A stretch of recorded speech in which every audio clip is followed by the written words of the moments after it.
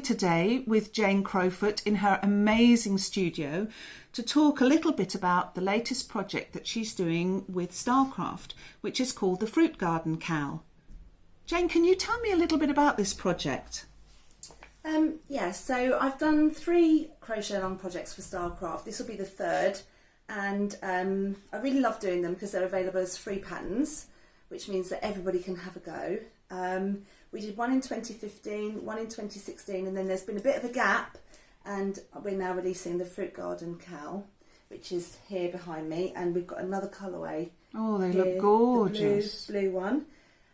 So this was inspired by the work of May Morris, who was William Morris's daughter, and I wanted to do something that actually related more to my history as opposed to looking at... I often look at things like Indian textiles, historical fashion and stuff like that. So I wanted to look at something that was more recent history and more relatable to me and my life. So I was looking at William Morris originally for the Climbing Rose cowl, which we did earlier on last year, and that kind of then progressed the design of this. I felt there was more that I wanted to do, so I started to look at something bigger.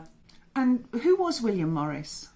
So William Morris was a writer, a poet, an artist who lived at, he was sort of Victorian, and he started a movement called the Arts and Crafts movement, which was kind of 1880. It really was its heyday between 1880 to about 1920, and he wanted to go back to... It was a time of the Industrial Revolution, so he wanted to go back to...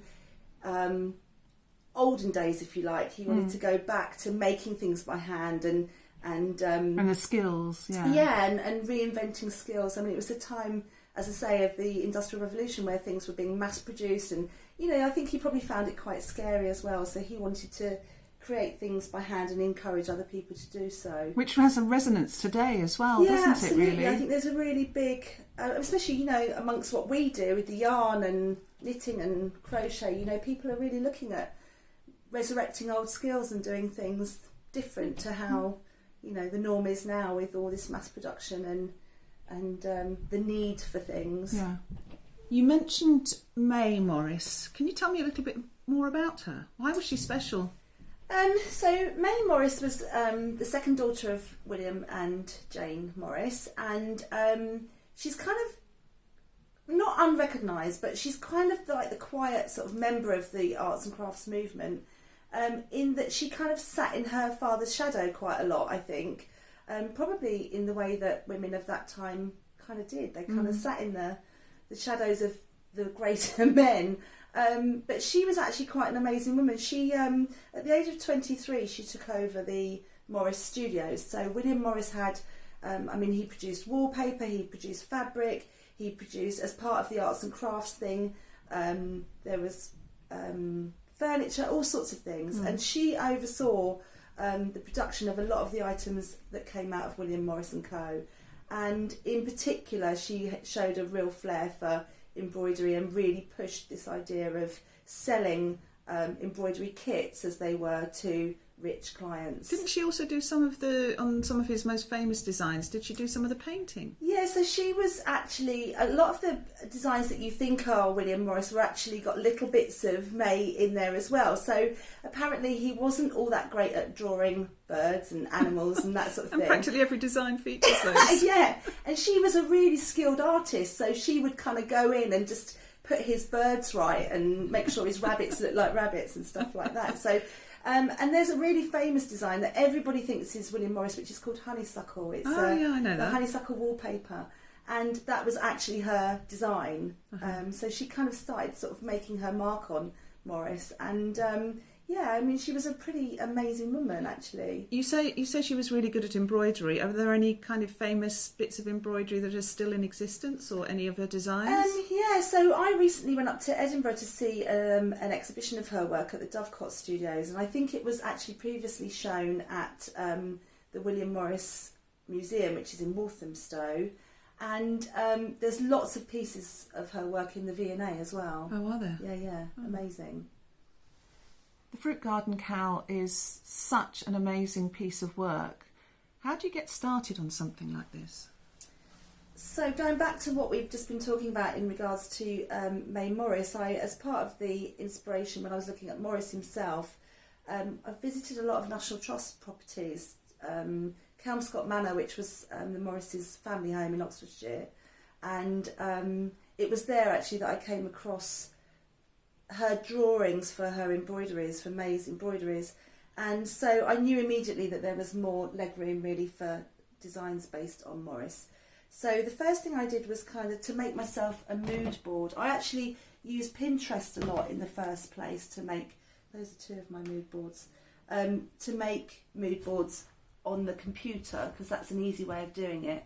And then I went from there and kind of picked out, there's an embroidery, I don't know whether you can see there, but there's an embroidery layout here that I saw at Kelmscott Manor, which just kind of did it for me. It ticked all my boxes straight away. I could see a colour palette, I could see bits that I wanted to turn into crochet. So you can't see from there, but there's like areas here where there's these lovely pink flowers, which I've got the pink flowers here, and the smaller, and of course the what I call clementines, these oranges, which were a real feature of Morris and William Morris and May's work. So it was then kind of trying to make those work in crochet, and it takes me ages. It does take me ages. So I start with, I'm very lucky because Starcraft provide me with all the lovely palettes of yarn, and it was particularly nice this time because there's a new yarn that I got to play with, which is it's part of Starcraft's Naturals range, and it's a bamboo and cotton mix that comes in this beautiful palette of chalky colours. And as soon as I saw that, I just knew that wanted to be one of the colourways for the design. So I originally did this one, which has been made in Life DK and Batik DK, and then we did the second one, which I've just picked up a little bit of before, which is done in the cotton and bamboo. So yeah, it's just a case of kind of picking up my hook and playing with it, really. That's what I do. And which motif was the first one you created? Can you remember? So the first one was actually this one, because I think probably because of that picture that I showed you on the mood board, this one I've called Hollyhock in the end, because it kind of reminded me of the flowers of hollyhocks. I've tried to give them all kind of the names of Victorian, what they would have had in their gardens, Victorian gardens. So that's called Hollyhock, and that was probably the first one. Closely followed by the clementine, this one, which, as I say, oranges and clementines feature a lot in Morris's work. And was there any motif that really took you a long time? So the one that kind of I dreamt about and I just couldn't rest until it was done is this one here at the bottom. That's gorgeous. It's a rectangular motif, which makes it harder anyway. Right. But what I'd done is also put a border on here. So when you're thinking about the size of the rectangle, I was kind of trying to come up with two motifs to fit the space and all sorts of things.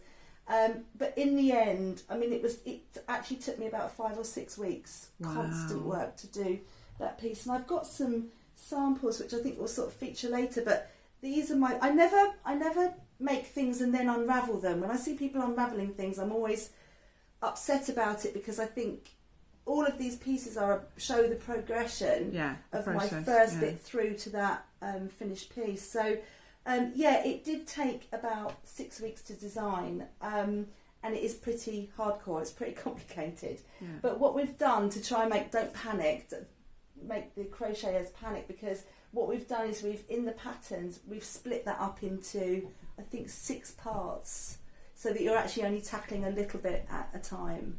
Yes. Which I hope. Will you be doing photo tutorials, step-by-steps as well? So the patterns all include the step-by-step photography, all the way through, all the patterns, even the more simple pieces. And also we're going to be doing some videos as well to accompany the design. Mm-hmm. The Fruit Garden Cowl launches on the 28th of April, I think, doesn't it? It does. How many parts are there?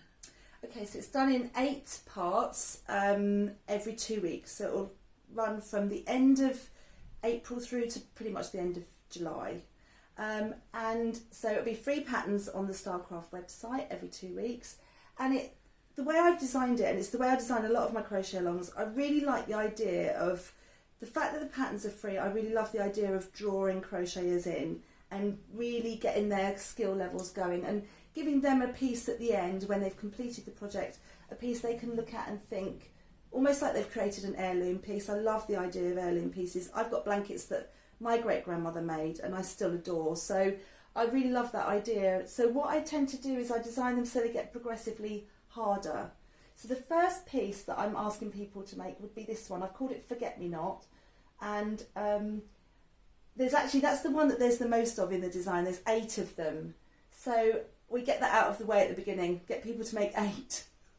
But a lot of people make in a production line way as well. So by that, what I mean is people would make all the centres first, all the little flowers, and then work into the bigger part.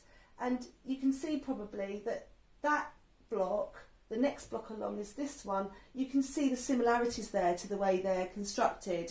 So that actually all these blocks, if you turn them over, they've all got a very similar construction. So once they've tackled this one, which just has, it's pretty simple actually, they've then got one with a few more leaves in. I think they then go to this one, which is called Aster.